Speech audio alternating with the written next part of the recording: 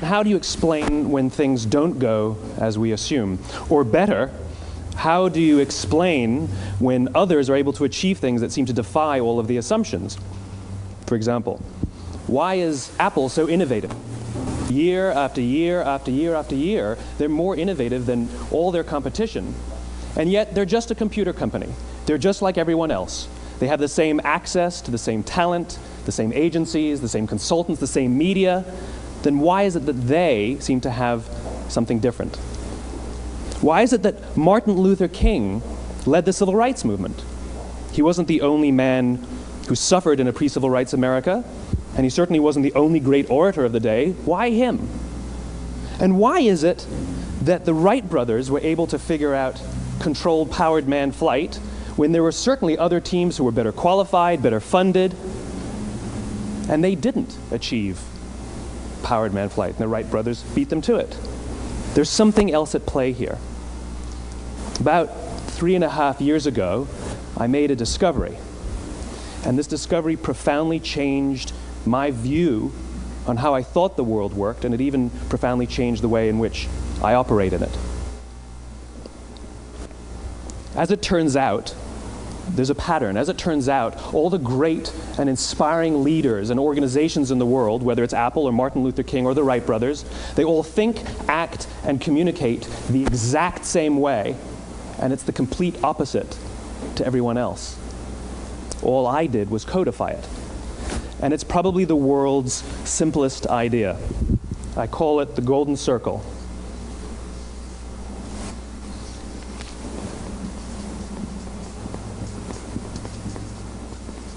Why, how, what? This little idea explains why some organizations and some leaders are able to inspire where others aren't. Let me define the terms really quickly. Every single person, every single organization on the planet knows what they do, 100%. Some know how they do it, whether you call it your differentiating value proposition or your proprietary process or your USP. But very, very few people or organizations know why they do what they do. And by why, I don't mean to make a profit. That's a result. It's always a result. By why, I mean what's your purpose? What's your cause? What's your belief?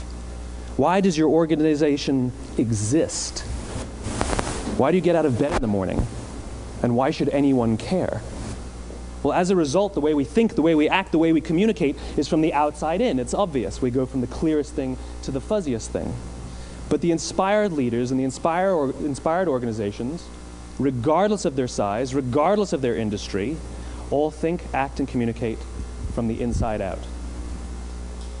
Let me give you an example. I use Apple because they're easy to understand and everybody gets it. If Apple were like everyone else, a marketing message from them might sound like this. We make great computers. They're beautifully designed, simple to use, and user-friendly. Want to buy one? Meh. And that's how most of us communicate. That's how most marketing is done, that's how most sales is done, and that's how most of us communicate interpersonally. We say what we do, we say how we're different or how we're better, and we expect some sort of behavior, a purchase, a vote, something like that. Here's our new law firm. We have the best lawyers with the biggest clients. We have, we always perform for our clients, do business with us. Here's our new car. It gets great gas mileage. It has, leather seats. Buy our car. But it's uninspiring. Here's how Apple actually communicates.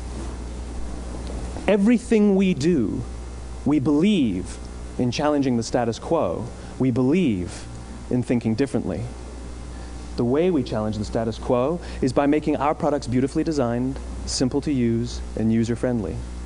We just happen to make great computers. Want to buy one? Totally different, right? You're ready to buy a computer from me. All I did was reverse the order of the information. What it proves to us is that people don't buy what you do, people buy why you do it. People don't buy what you do, they buy why you do it. This explains why every single person in this room is perfectly comfortable buying a computer from Apple. But we're also perfectly comfortable buying an MP3 player from Apple, or a phone from Apple, or a DVR from Apple. But as I said before, Apple's just a computer company. There's nothing that distinguishes them structurally from any of their competitors. Their competitors are all equally qualified to make all of these products. In fact, they tried. A few years ago, Gateway came out with flat-screen TVs. They're eminently qualified to make flat-screen TVs. They've been making flat-screen monitors for years. Nobody bought one.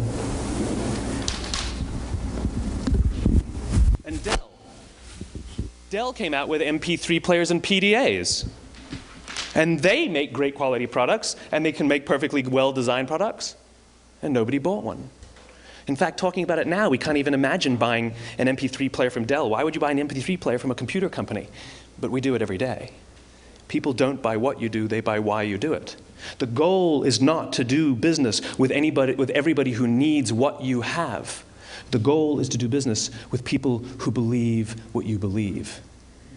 Here's the best part. None of what I'm telling you is my opinion. It's all grounded in the tenets of biology, not psychology, biology. If you look at a cross-section of the human brain, looking from the top down, what you see is the human brain is actually broken into three major components that correlate perfectly with the golden circle.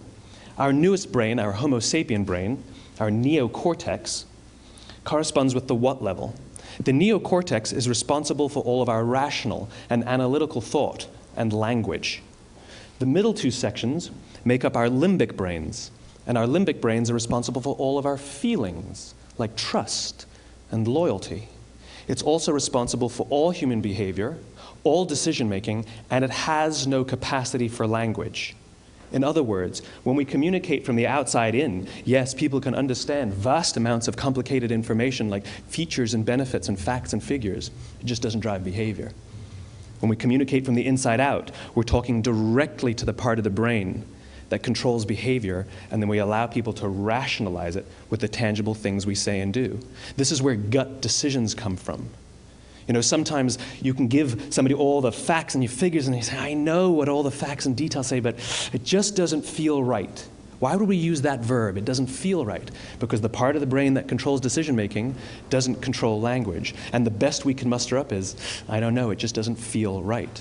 Or sometimes you say you're leading with your heart, or you're leading with your soul. Well, I hate to break it to you, those aren't other body parts controlling your behavior. It's all happening here in your limbic brain, the part of the brain that controls decision-making and not language.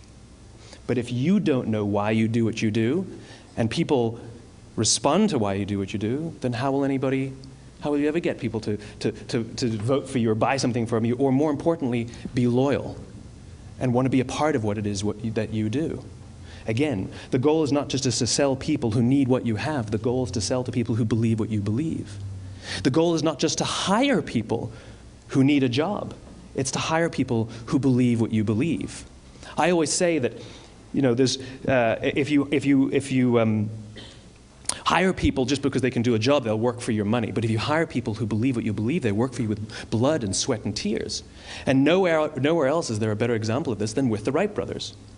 Most people don't know about Samuel Pierpont Langley. And back in the early 20th century, the pursuit of powered man flight was like the dot-com of the day. Everybody was trying it. And Samuel Pierpont Langley had what we assume to be the recipe for success. I mean, even now, you ask people, why did your product or why did your company fail? And people always give you the same permutation of the same three things. Undercapitalized, the wrong people, bad market conditions. It's always the same three things. So let's explore that. Samuel Pierpont Langley was given $50,000 by the War Department to figure out this flying machine. Money was no problem. He held a seat at Harvard and worked at the Smithsonian and was extremely well connected. He knew all the big minds of the day. He hired the best minds money could find, and the market conditions were fantastic. The New York Times followed him around everywhere, and everyone was rooting for Langley. And how come we've never heard of Samuel Pierpont Langley? A few hundred miles away in Dayton, Ohio, Orville and Wilbur Wright. They had none of what we consider to be the recipe for success. They had no money. They paid for their dream with the proceeds from their bicycle shop. Not a single person on the Wright brothers' team had a college education, not even Orville or Wilbur. And the New York Times followed them around nowhere. The difference was Orville and Wilbur were driven by a cause, by a purpose, by a belief. They believed that if they could figure out this flying machine, it'll change the course of the world. Samuel Pierpont Langley was different. He wanted to be rich, and he wanted to be famous. He was in pursuit of the result. He was in pursuit of the riches. And lo and behold, look what happened. The people who believed in the Wright brothers' dream worked with them with blood and sweat and tears. The others just worked for the paycheck. And they tell stories of how every time the Wright brothers went out, they would have to take 5 sets of parts because that's how many times they would crash before they came in for supper. And eventually, on December 17th, 1903, the Wright brothers took flight. And no one was there to even experience it. We found out about it a few days later. And further proof that Langley was motivated by the wrong thing, the day the Wright brothers took flight, he quit. He could have said, "That's an amazing discovery, guys, and I will improve upon your technology." But he didn't. He wasn't first. He didn't get rich. He didn't get famous. So he quit. People don't buy what you do, they buy why you do it. And if you talk about what you believe, you will attract those who believe what you believe. Well, why is it important to attract those who believe what you believe? Something called the law of diffusion of innovation. And if you don't know the law, you definitely know the terminology. The first 2.5% of our population are our innovators. The next 13.5% of our population are our early adopters. The next 34% are your early majority, your late majority, and your laggards. The only reason these people buy touch-tone phones is because you can't buy rotary phones anymore. We all sit at various places at various times on the scale, but what the law of diffusion of innovation tells us is that if you want mass market success or mass market acceptance of an idea, you cannot have it until you achieve this tipping point between 15 and 18% market penetration, and then the system tips. And I love asking businesses, what's your conversion on new business? And they love to tell you, oh, it's about 10%, proudly. Well, you can trip over 10% of the customers. We all have about 10% who just get it. That's how we describe them, right? That's like that gut feeling, oh, they just get it. The problem is, how do you find the ones that just get it before you're doing business with them versus the ones who don't get it? So it's this here, this little gap, that you have to close, as Geoffrey Moore calls it, crossing the chasm. Because you see, the early majority will not try something until someone else has tried it first. And these guys, the innovators and the early adopters, they're comfortable making those gut decisions. They're more comfortable making those intuitive decisions that are driven by what they believe about the world, and not just what product is available. These are the people who stood online for 6 hours to buy an iPhone when they first came out, when you could have just walked into the store the next week and bought one off the shelf. These are the people who spent $40,000 on flat-screen TVs when they first came out, even though the technology was substandard. And by the way, they didn't do it because the technology was so great. They did it for themselves. It's because they wanted to be first. People don't buy what you do, they buy why you do it. And what you do simply proves what you believe. In fact, people will do the things that prove what they believe. The reason that person bought the iPhone in the first 6 hours, or stood in line for 6 hours, was because of what they believed about the world and how they wanted everybody to see them. They were first. People don't buy what you do, they buy why you do it. So let me give you a famous example, a famous failure and a famous success of the law of diffusion of innovation. First, the famous failure. It's a commercial example. As we said before a second ago, the recipe for success is money and the right people and the right marketing conditions, right? You should have success then. Look at TiVo. From the time TiVo came out about 8 or 9 years ago to this current day, they are the single highest quality product on the market. Hands down, there is no dispute. They were extremely well funded. Market conditions were fantastic. I mean, we use TiVo as a verb. I TiVo stuff on my piece of junk Time Warner DVR all the time. But TiVo is a commercial failure. They've never made money. And when they went IPO, their stock was at about $30 or $40 and then plummeted, and it's never traded above 10. In fact, I don't think it's even traded above 6, except for a couple of little spikes. Because you see, when TiVo launched their product, they told us all what they had. They said, we have a product that pauses live TV, skips commercials, rewinds live TV, and memorizes your viewing habits without you even asking. And the cynical majority said, we don't believe you, we don't need it, we don't like it, you're scaring us. What if they had said, if you're the kind of person who likes to have total control over every aspect of your life, boy, do we have a product for you. It pauses live TV, skips commercials, memorizes your viewing habits, etc., etc. People don't buy what you do, they buy why you do it, and what you do simply serves as the proof of what you believe. Now let me give you a successful example of the law of diffusion of innovation. In the summer of 1963, 250,000 people showed up on the Mall in Washington to hear Dr. King speak. They sent out no invitations, and there was no website to check the date.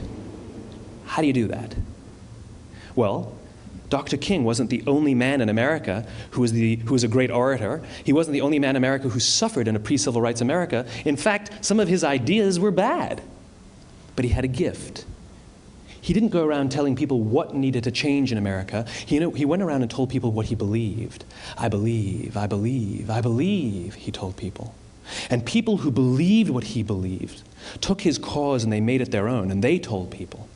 And some of those people created structures to get the word out to even more people. And lo and behold, 250,000 people showed up on the right day, on the right time to hear him speak. How many of them showed up for him? 0. They showed up for themselves. It's what they believed about America that got them to travel on a bus for 8 hours to stand in the sun in Washington in the middle of August. It's what they believed, and it wasn't about black versus white. 25% of the audience was white. Dr. King believed that there are 2 types of laws in this world, those that are made by a higher authority and those that are made by man. And not until all the laws that are made by man are consistent with the laws that are made by the higher authority will we live in a just world. It just so happens that the civil rights movement was the perfect thing to help him bring his cause to life.